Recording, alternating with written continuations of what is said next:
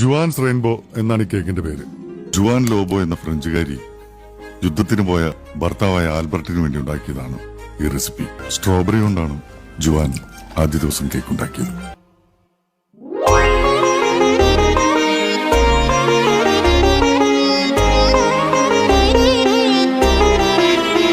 യുദ്ധം അവസാനിച്ചില്ല.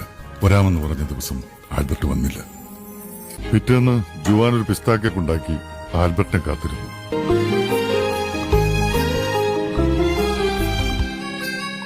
പുള്ളിക്കാരൻ വന്നോ? വന്നില്ല. അവൾ അത് സ്ട്രോബെറി കേക്കിനോട് ചേർത്ത് വെച്ചു. ജുവാൻ തന്റെ മുറ്റത്ത് ആദ്യമായി കായ്ച്ച ഓറഞ്ച് മരത്തിൽ നിന്നും പഴുത്ത ഓറഞ്ചുകൾ നോക്കി പറിച്ചെടുത്ത് കേക്കുണ്ടാക്കി കാത്തിരുന്നു. യുദ്ധം അവസാനിച്ചു. 3 ദിവസത്തെ കാത്തിരിപ്പിനൊടുവിൽ അവൾക്ക് ഏറ്റവും ഇഷ്ടപ്പെട്ട ചോക്ലേറ്റുകളുമായി ആൽബർട്ട് വന്നു. അവൾ അത് അവനു വേണ്ടി കരുതി വെച്ച കേക്കിലേക്ക് ഒരുക്കി ചേർത്തു.